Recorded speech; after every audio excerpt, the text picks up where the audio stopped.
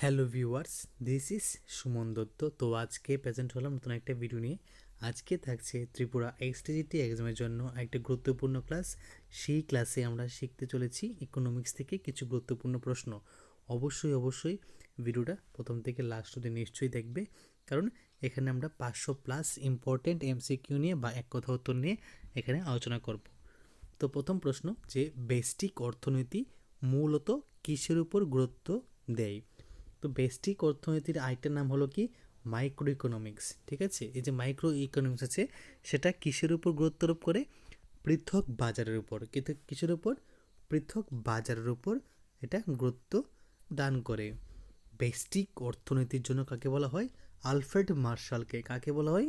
Alfred মার্শালকে বলা হয় ব্যষ্টিক অর্থনীতি। ওকে।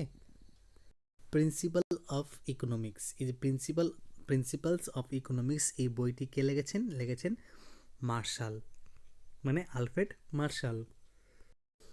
মাইক্রো ইকোনমিক্সের আওতায় কোনটি পড়ে? বাজারের চাহিদা ও যোগান পড়ে। মানে মাইক্রো ইকোনমিক্সের আন্ডারে কি কি পড়ে? বাজারের চাহিদা ও যোগান, এই দুইটা পড়ে। ঠিক আছে।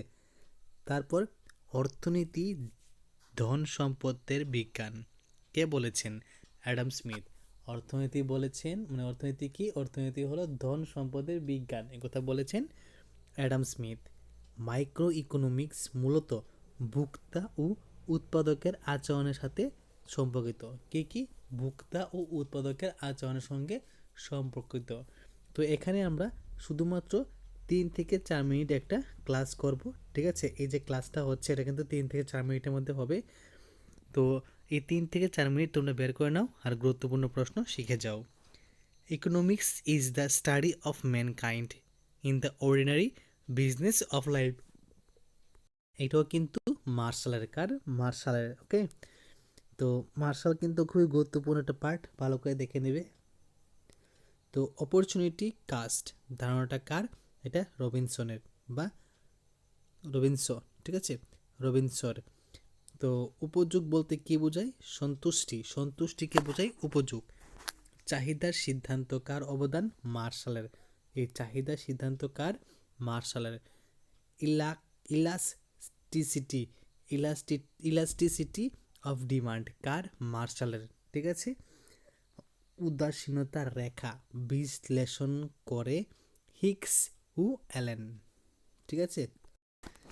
নেক্সট প্রশ্ন, general theory of employment interest and money কার লেখা? কেইনসের লেখা। কার লেখা? কেইনসের লেখা। একচেটিয়া বাজার বা মনোপোলো কোন অর্থনীতির অংশ? ব্যষ্টিক অর্থনীতি বা মাইক্রো ইকোনমিক্সের মানে অংশ। ঠিক আছে।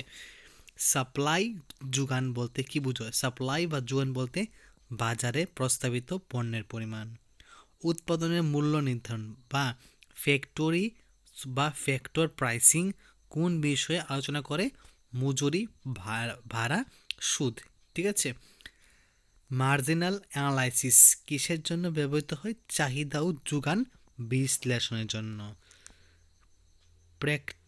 পার্শিয়াল ইকুইলিব্রিয়াম অ্যানালাইসিস কার অবদান? মার্শালের। ঠিক আছে। তো এখানে গুরুত্বপূর্ণ 18টি প্রশ্ন নিয়ে আলোচনা করলাম। তোমরা সবাই কী করবে?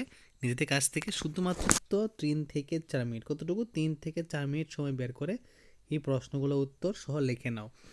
তাহলে তোমাদের পরীক্ষার মধ্যে কিন্তু খুবই একটা উপকার আসবে। তো যদি ভিডিও ভালো লাগে থাকে অবশ্যই ভিডিও শেয়ার করবে, এবং তুমি যদি চ্যানেল নতুন হয়ে থাকো তাহলে চ্যানেলটা সাবস্ক্রাইব করবে এবং নোটিফিকেশনে অল প্রেস করবে, তাহলে নিত্য নতুন ভিডিও তুমি পেয়ে যাবে। তো দেখা হচ্ছে একটা গুরুত্বপূর্ণ ভিডিওতে। সবাইকে অসংখ্য ধন্যবাদ।